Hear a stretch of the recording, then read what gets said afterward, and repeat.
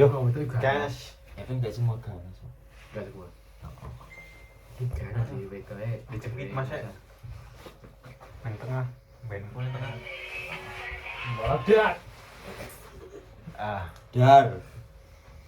Mau gampang dipotong kok aku minum. Ora ketara tapi wajah iki. Oh, mantan ganteng. Oh, beri dolan laptop terus. Diam.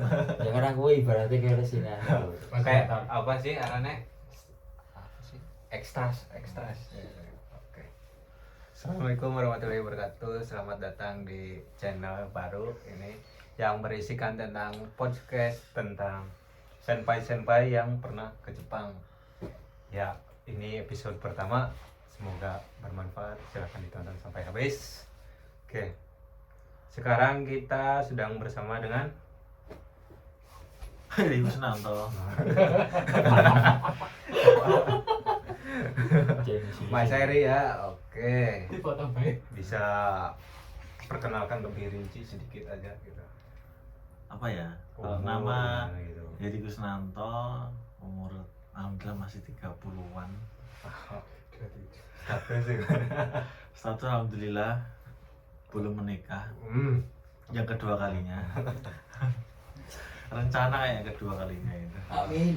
Amin. Amin. Wah.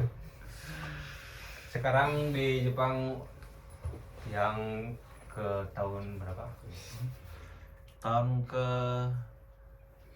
4 berarti masuknya. Tahun tahun empat, ya. keempat. Oke. Dan bisa cerita sebelum ke Jepang itu gimana prosesnya? Sebelum ke Jepang ya Tang dulu. menjadi pengelana yang pengelana. Pokoknya yang penting apa yang saya inginkan ya udah saya lakuin gitu. Mau main ya main, kalau mau kerja ya kerja, kalau nggak mau kerja ya udah berhenti gitu.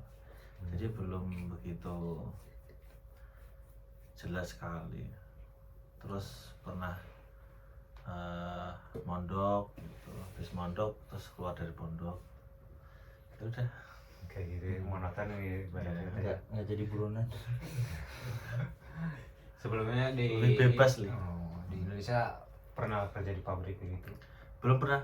Amazing saya. Berarti Tanya ke saya. langsung kerja langsung Enggak, jauh gitu. main itu. Saya tuh hampir 3 tahun tuh nggak jelas kemana gitu. Oh. Berarti habis SMK lulus itu nggak cari kerja gitu Enggak. langsung. Kerjanya nyari saya. Ditawarin tetangga saya pernah buat ikut orang yang buat roti itu, tetangga saya pernah. Jadi belum begitu menjanjikan kalau kayak anak muda gitu yang udah berpenghasilan atau gimana. Bisa kenal program ini dari mana? Kakak saya itu kakak ipar itu pernah ke Jepang 2004 kalau nggak 2005 sampai 2010. Nah terus temannya kakak ipar saya itu, teman-teman seperjuangan di Jepang itu Ya. salah satunya buat LPK. Akhirnya terus saya dimasukin karena temennya di Sragen, aku kan di Sragen. Awalnya dari situ sampai bisa ke Jepang lewat LPK situ. LPK Kiranagaku, jos Sragen. Untuk link pendaftaran LPK di bawah ya, dibaca.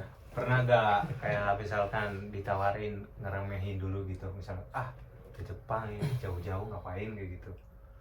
Pertama malah 2012 itu pertama. Itu malah kakak saya tuh nawarin tapi lewat swasta di Banyuwangi. Jadi nanti kayaknya kerja di perkapalan tuh. Udah sampai tahap wawancara. Oh. Tapi karena ada kendala ya, perjalanan kan jauh banget di Banyuwangi. Kemudian sampai sana nggak ketemu sama orang Jepangnya. Terus akhirnya yaudah tetap nginep di sana, besoknya pulang. Terus di SMS kalau dulu saya diterima. Tapi ternyata beberapa hari, 3 hari kalau nggak salah, terus tsunami Tokyo itu, jadi nggak bisa ke Jepang. Yang Itu Sendai. Tokyo apa Sendai ya mah Tokyo Itu lah. yang di perkapalan itu apa? Bagiannya apa? nggak tahu, pokoknya SMK Siapa perkapalan. tahu ada bagian dengan jadi boots kuncinya gitu. Jadi kapal. Nggak tahu. Itu pertama kali, tapi nggak jadi. Terus kemudian mondok gitu, habis mondok terus kemudian baru bisa ke Jepang. Kalau kapalnya tenggelam ya jadi kapal Sudah. penyelamat. Di umur berapa itu? Nggak tahu ya, kalau nggak salah itu giri-giri udah nggak bisa ke IM lagi tuh, 2-3 gitu, 2-3 proses. Terus masuknya belum nyampe diterima itu udah 24 kan, padahal dulu itu IM itu 25 Ya. itu udah nggak boleh gitu. Jadi kalau satu kali kesempatan itu saya nggak lulus, ya udah saya nggak bisa ke Jepang gitu. IM maksudnya. Hanya lulus, pernah gagal sekali di tahap daerah di Lembang itu. Tapi kalau udah gagal di Lembang itu, jadi umur saya itu nggak dipermasalahkan karena masih 24. Akhirnya habis itu ikut seleksi Seragen karena gagalnya di seleksi daerah, akhirnya langsung ikut gitu aja, ikut Kakunin tes bahasa Jepang doang, langsung diterima, lolos, langsung seleksi pelatihan di Seragen sampai bisa ke Javas berangkat. Berarti untuk seleksinya itu cuma sekali doang, kayak lari, tes kayak gitu, alhamdulillah lancar. Lancar semua, bahkan pertolongan Allah itu. Ada yang kaget kayak gitu pas seleksi misalkan apa? Semua satu seleksi itu kaget sama saya itu, karena berat saya itu 88 kilo tapi bisa lolos. Orang itu sampai pada, kalau aku kan di stadion lapangan bola itu, sampai saya tuh naik di stadion mau istirahat itu, Mas saya tuh ngefans sama Mas itu, ada kayak gitu. Mas tuh motivasi saya, Mas itu gemuk tapi bisa lolos gitu. Mantap. Padahal emang pemain sepak bola jadinya nafasnya kuat lah Sepak gitu. bola kandang. Oke. Ya, kalau katanya saya kan pernah ngobrol-ngobrol juga yang Kakuning itu gimana? Bisa katanya gagal tapi bisa gitu. Dulu gimana? Itu lucu itu. Ada kejadian kayak gitu, saya juga baru dengar itu. Tapi ya karena ini nggak tahu mana yang benar, yang jelas intinya pengumuman pertama itu saya nggak dinyatakan lulus, saya malah ikut Kakunin, tapi yang ternyata di website itu berubah jadi saya yang lolos gitu. Mungkin ini maksud saya, mungkin emang websitenya dari awal itu keliru atau gimana, yang jelas saya harusnya lolos tapi nggak dilolosin atau gimana, yang jelas dari awal itu harusnya saya lolos mungkin, tapi saya dibilang nggak lolos. Tapi ternyata ketika akhirnya websitenya keluar pengumuman kelulusan, saya lulus, tapi saya ikut remedi. Nah, lucu itu. Makanya itu baru dengar itu. Tapi alhamdulillah lolos sih. Nggak apa-apa. Keliru ya berarti. Iya, keliru. Ada Mungkin. Oke, berarti proses 1 tahun kira-kira dari seleksi sampai terbang. Itu totalnya hampir 1 tahun itu. Gara-garanya saya ini gagal di Lembang, ngulangin lagi kan, kemudian bukan ketabrak ya, berpapasan dengan ini Idul Fitri.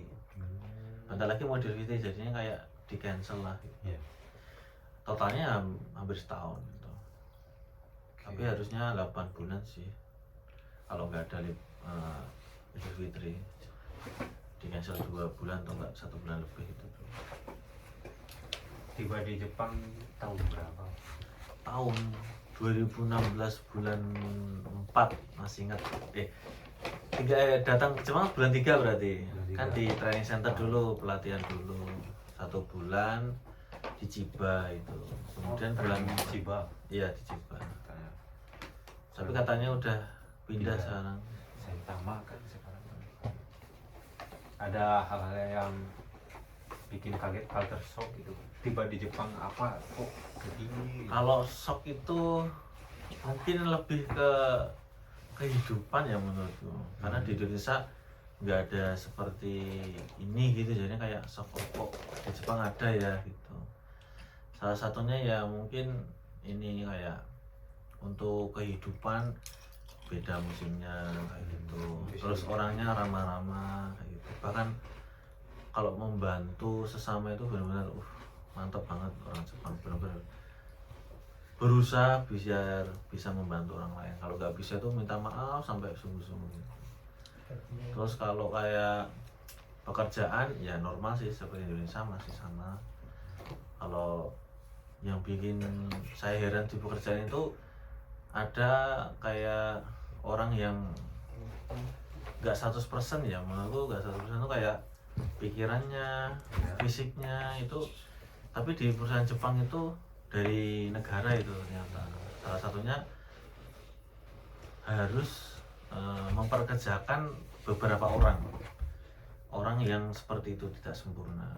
Ya makanya saya juga kan, Betul. kita kan bisa perusahaan gitu ya, Iya, pertama datang kok orang yang maaf ya nggak bisa bicara gitu, kok bisa dikerjain dipekerjakan gitu, sampai ada beberapa orang yang gitu doang kok.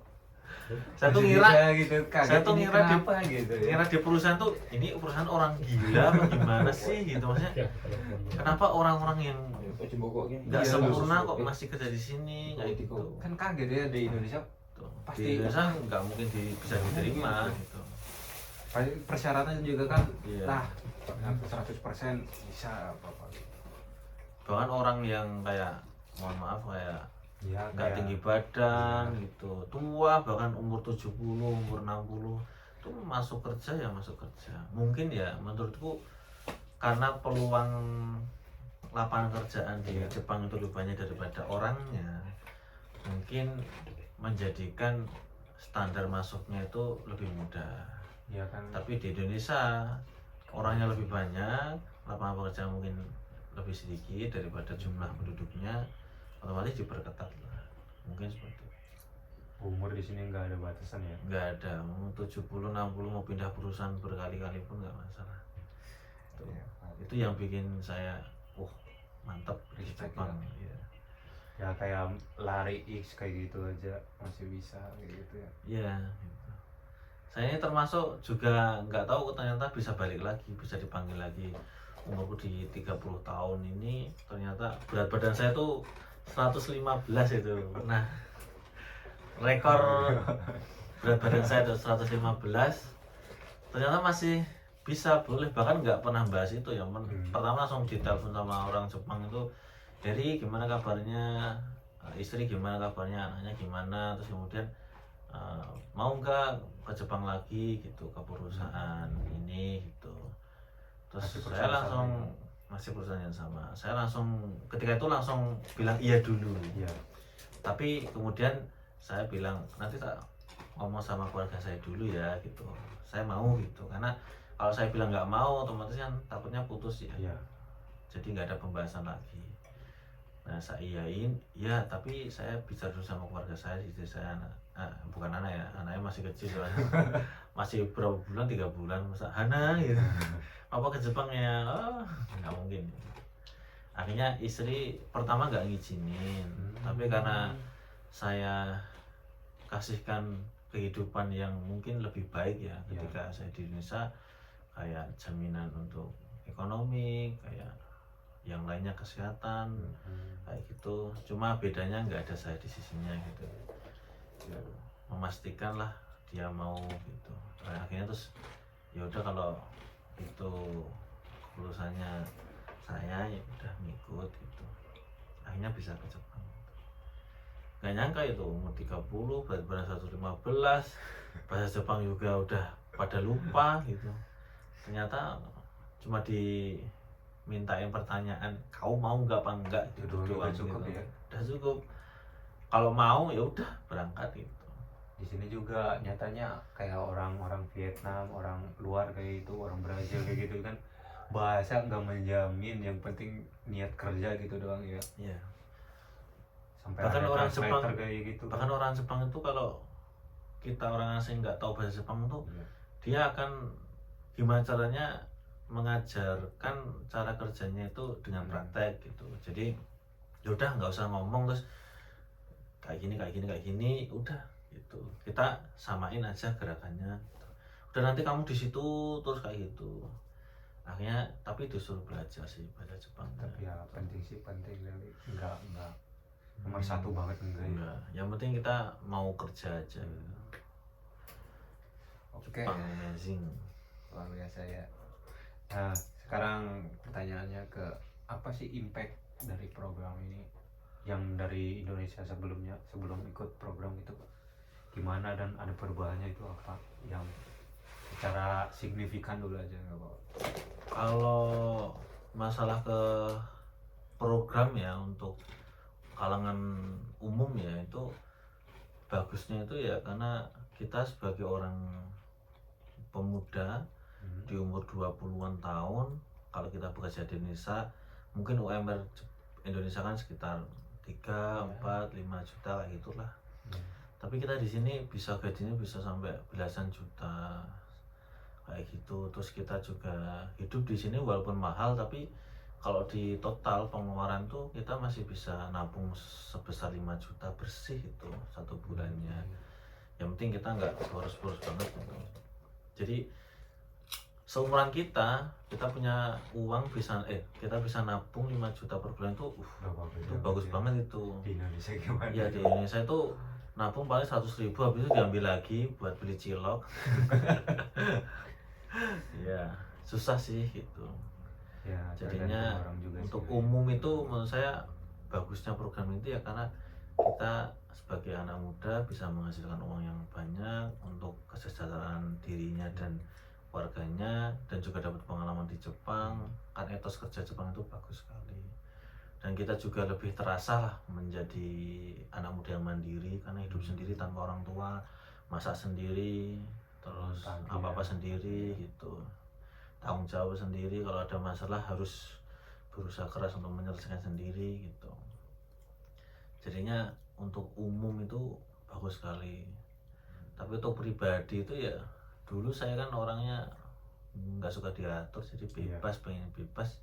Setelah saya kerja di Jepang itu semua diatur, semua ada peraturannya. Ternyata ya imbasnya itu lebih agak dewasa menghadapi situasi, terus lebih teratur dalam kehidupan gitu. Nggak boleh itu untuk masa depan tuh saya sendiri gitu ya, harus ada manage ke depan harus gini kayak gini, cita-cita lah gitu atau target lah seperti itu, karena itu bikin semangat sih kayak gitu. Oke, untuk kerjaan sendiri pernah nggak ngalamin kayak kekerasan kayak gitu atau selama ini? Alhamdulillah sih ada, tapi cuma paling omongan doang sih. Tapi omongan itu lebih ke bercanda sih menurut. Jadi nggak pernah ada yang benar-benar serius gitu, marah itu nggak pernah. Karena dari awal itu karena saya tuh pemagang ya. Pemagang itu, tapi emang nggak bisa disamain dengan yang lainnya ya. Maksudnya ketika saya masuk ke situ, status saya pemagang, orang-orang Jepang itu beranggapan bahwa itu saya tuh lebih ke anak-anak gitu. Jadi perlu bimbingan, perlu peramutan kayak gitu. Jadi sampai di situ ya benar-benar dibimbing, nggak bisa ya nggak apa-apa gitu, belajar lagi seperti itu sampai 3 tahun tuh ya masih kayak dianggap anak kecil gitu. Jadi kalau ada salah itu ya dibenerin, kamu nggak boleh kayak gitu, kemudian seperti ini ya caranya, hati-hati kayak gitu. Jadi menurut saya lebih ke karena statusnya itu pemagang gitu. Mungkin kalau pekerja itu beda lagi, karena pernah tahu sendiri orang Jepang itu malah dimarahin gitu, usai gitu, kerja sambil ngomong terus jadiin apa gitu, terus langsung diinterogasi sendiri, dibawa ke tempat ruangan berbeda, terus diinterogasi gimana, saya nggak tahu omongannya apa gitu.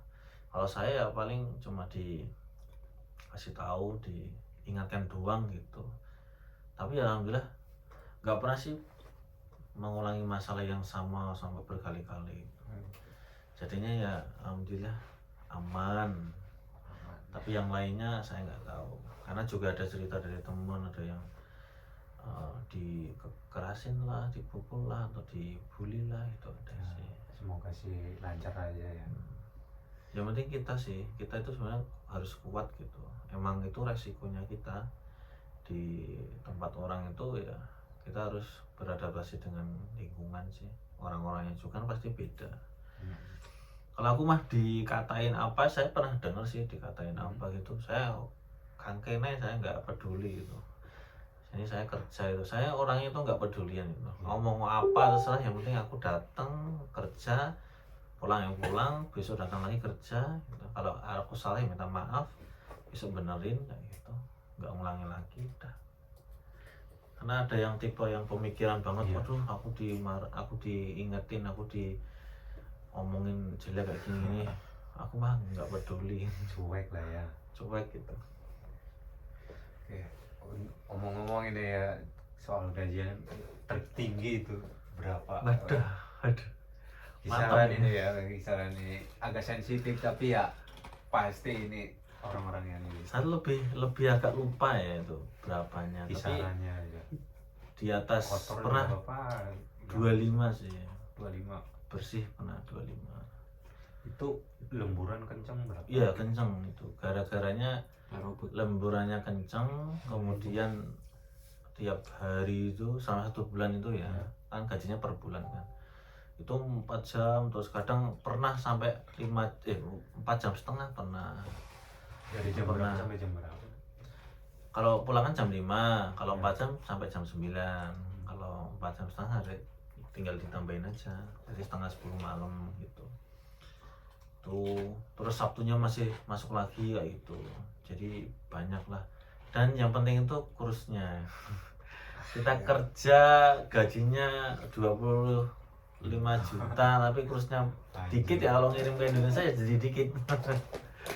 Jadinya pas kursnya tinggi, gajinya bagus gitu, kayak ada cahaya dari atas. Yang ditunggu-tunggu itu. Ya, Kurs tertinggi itu 135, kisaran segitu lah ya.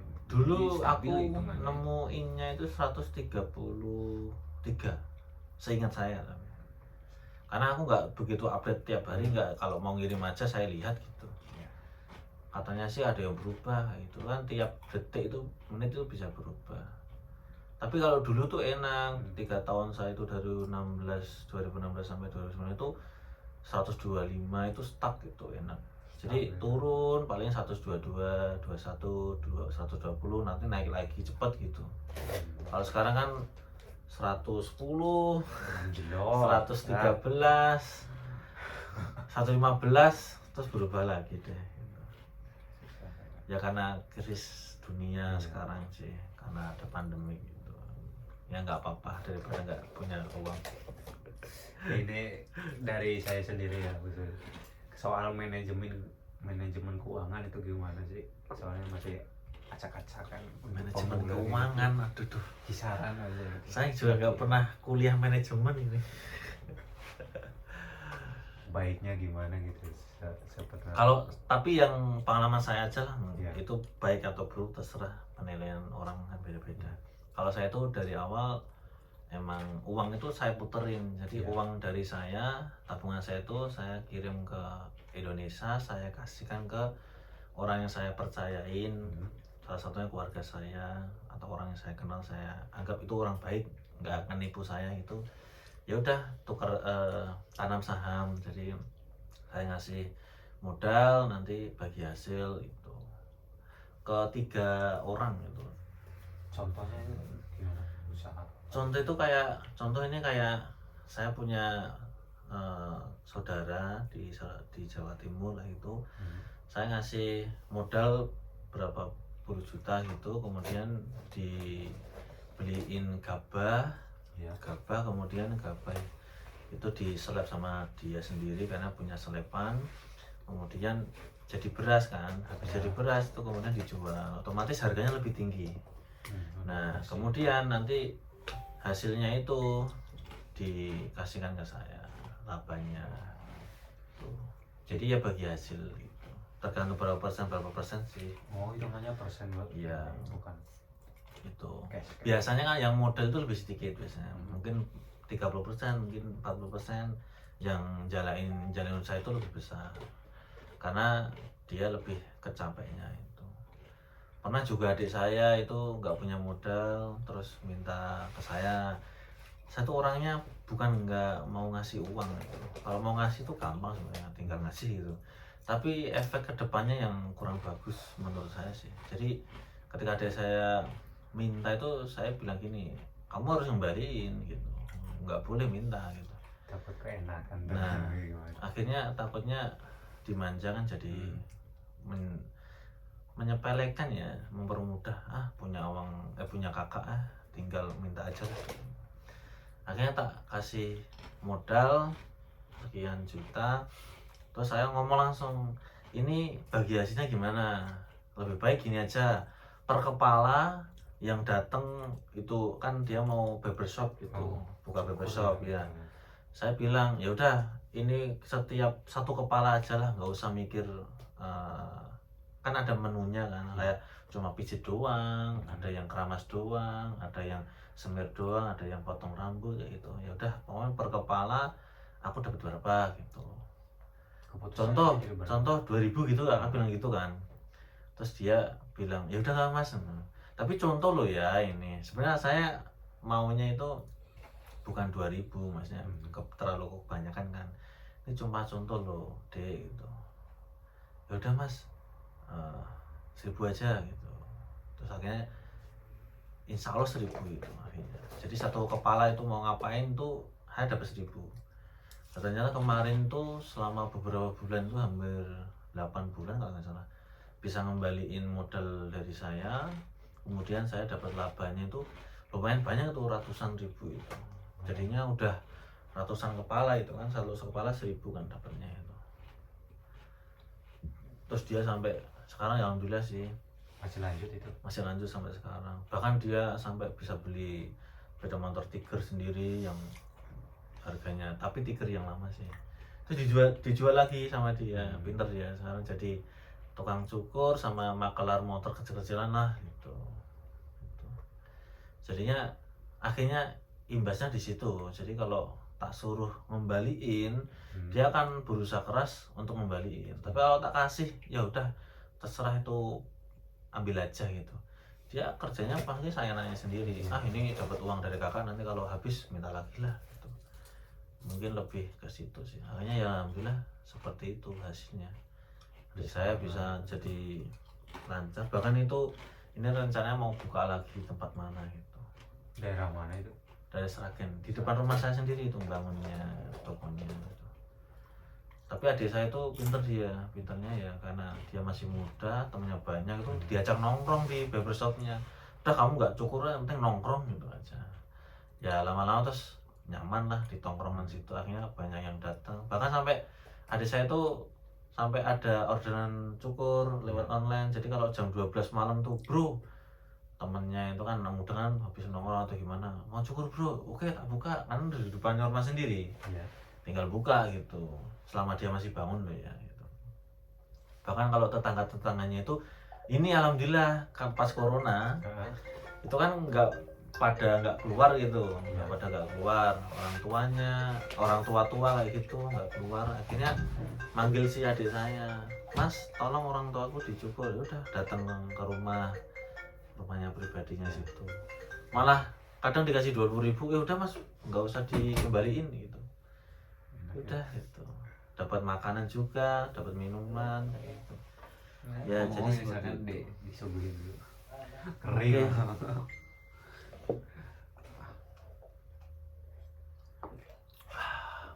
Nah ini sponsornya, ini sponsornya ngeri.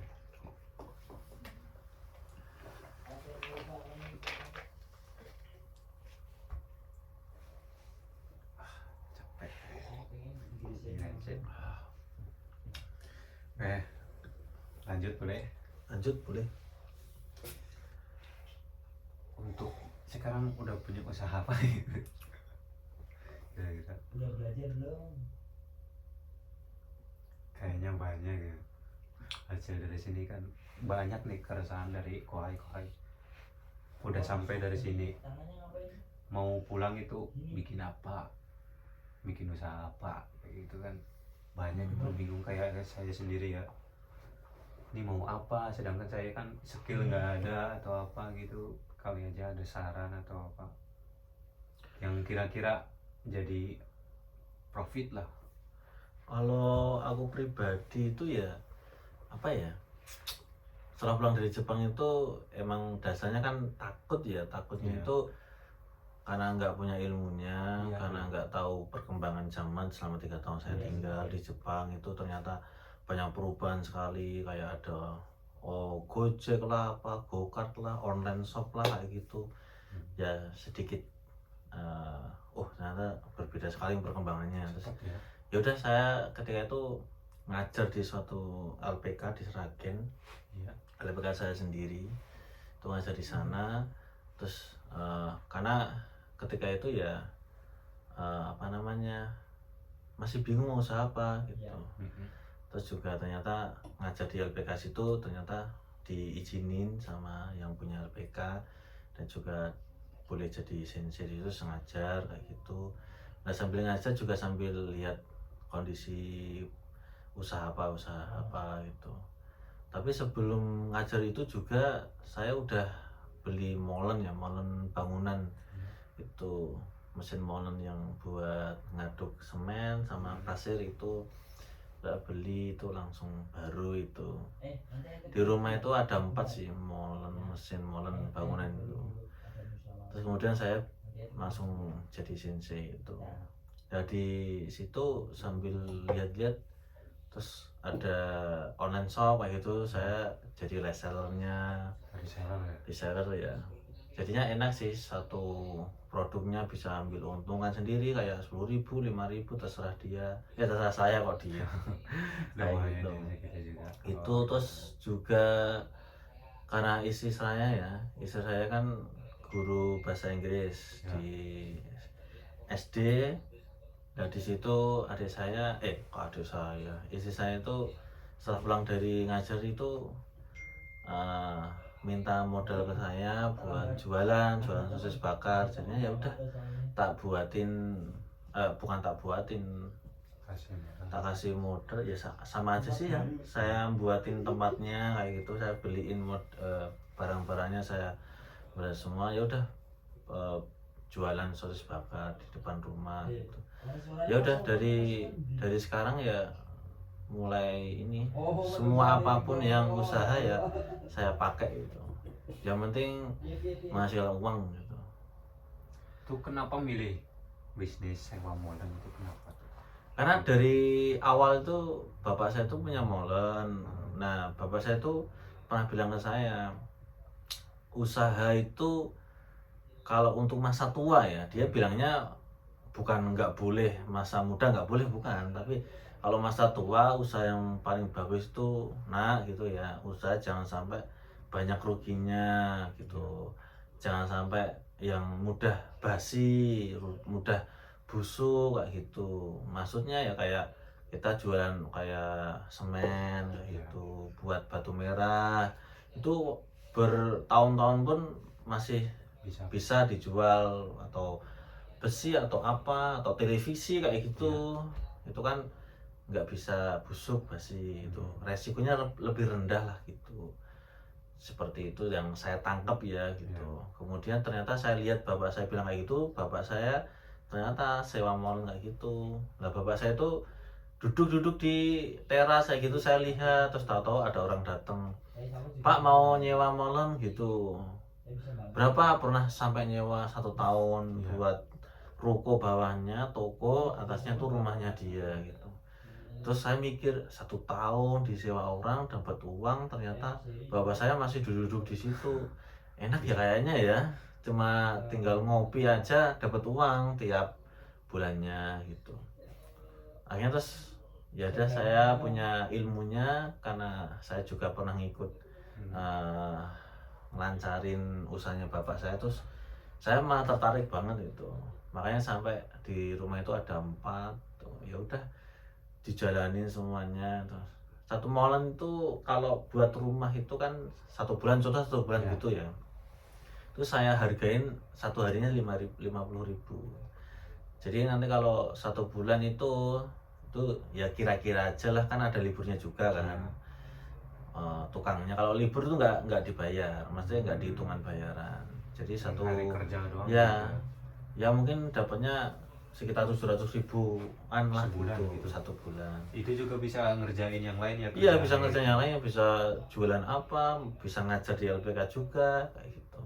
Dan modalnya cuma HP doang. Contoh kayak orang yang datang gitu, nanti alamatnya mana gitu, ya udah tinggal saya nelpon sopirnya, Mas, ini tolong antar ke alamat ini gitu, atas nama bapak ini gitu. Nanti sopirnya ngantar sendiri gitu.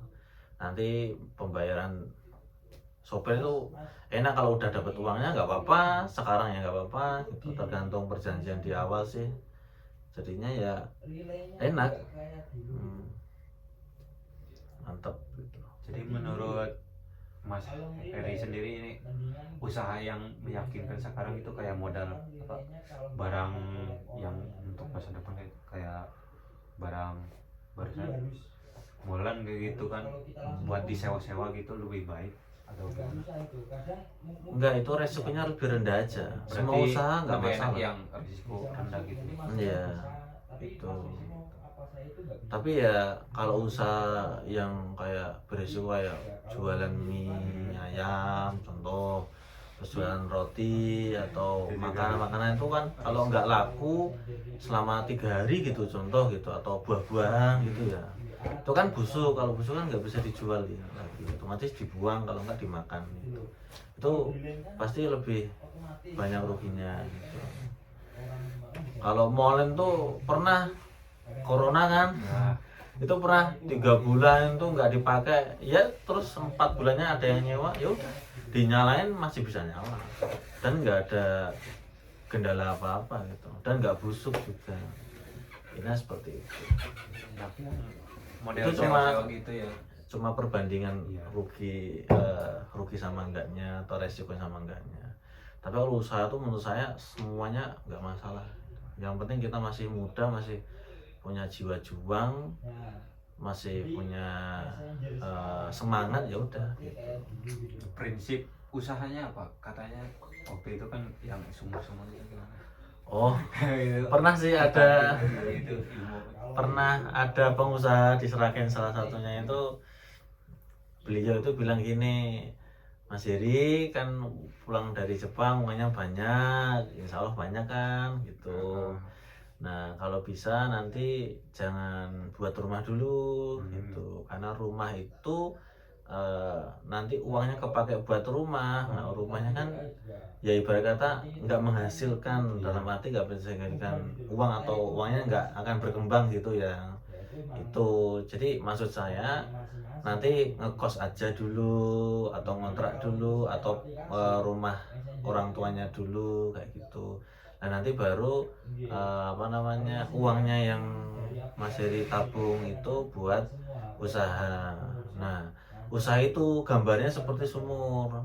Sumur itu Mas Heri kalau mau mandi ambil air dari sumur itu, mau masak ambil dari sumur itu. Jadi maksudnya kalau punya usaha, uangnya buat usaha, lah usahanya nanti hasilnya bisa buat nyicil, buat beli tanah, nyicil buat beli rumah, nyicil buat beli mobil, motor, bisa untuk yang lainnya. Jadinya kalau bisa tuh uangnya itu berusaha diputar, kemudian hidup sederhana mungkin, nggak usah terlalu ya besar daripada pasak tiang itu lah, jangan sampai pengeluaran lebih banyak daripada pendapatan kayak gitu. Jadi nanti insya Allah itu bisa sukses. Jadi lebih enak uangnya diputar di usaha kecil-kecilan, usaha banyak tapi buat kayak rumah atau beli sawah itu dari hasil usaha kecil kita. Ya, gitu. nah nanti lama-lama bisa jadi besar kan, nanti bisa panjangnya banyak. Dari Jepang pun kan saya udah tanam modal gitu. Jadi uang saya itu nggak di ATM doang. Kalau di ATM itu ya 10 juta ya 10 juta tuh sampai 10 tahun ya 10 juta, malah berkurang dari biaya admin kan gitu. Tapi kalau diputerin tuh dapat hasil gitu. Malah lipat ganda gitu. Uangnya tetap tapi dapat laba seperti itu. Bagus nih, patut dicontoh. Nah ini mungkin untuk yang terakhir ya, pesan atau saran bagi para kohai yang ada masih di sini gitu. Apalagi untuk yang baru kayak saya gitu. Aduh. Kalau pesannya untuk semuanya ya, saya semuanya kebaikan untuk semuanya. Jadi ya pertama ya jangan sampai lupa Tuhan, jangan sampai lupa Allah. Itu apapun resikonya, apapun beratnya hidup, tetap ingat sama Allah. Kemudian tapi ya juga harus berusaha dalam kehidupan, pantang menyerah. Yang ibarat kata kita dari awal niatnya apa, niatnya mau jadi sukses ya hadapi semua rintangannya ada gitu, walaupun berat itu nggak mungkin nggak berat, pasti berat itu. Saya ngalamin sendiri hidup di luar negeri itu berat sekali, tapi tetap harus berjuang. Kalau kita mau ngeluh ya boleh mengeluh, tapi harus bangkit lagi. Apapun resikonya kita yang ambil, kita yang memutuskan untuk ke Jepang. Adapun semua rintangannya di Jepang ya berusaha kita sabar, berusaha kita hadapi semuanya dengan yang baik-baik gitu. Jangan sampai putus asa terus malah mengambil jalan yang berbahaya, mungkin sampai bunuh diri atau sampai pulang kayak gitu. Itu sih. Jadinya tetap berusaha, dan semoga ya semua kohai atau semua orang Indonesia di Jepang ini semoga ya sukses semua. Ada masalah semoga ya bisa ditangani, bisa dihadapi dengan baik. Terus juga kesehatan jangan lupa, penting sekali, karena kalau kita sehat ya kita juga bisa beraktivitas, bisa mencari uang, bisa beribadah. Tapi kalau nggak sehat ya udah, kita ngapain susah karena di negara orang. Kayak gitu sih. Oke, Pesannya. mungkin cukup sekian dulu. Terima kasih untuk cerita-cerita dan juga saran yang telah dikasih tahu. Semoga sukses selalu, lancar, Amin. selamat sampai tujuan ke Amin. Indonesia lagi, dan usahanya tetap lancar ya. Terima kasih Amin. Mas Heri. Oke. Oke. Terima kasih. Selamat. Ya. Sekian dulu. Assalamualaikum warahmatullahi wabarakatuh. Waalaikumsalam. Bye bye. Tapi kedengaran kayak itu suaranya. Apa-apa. Masa?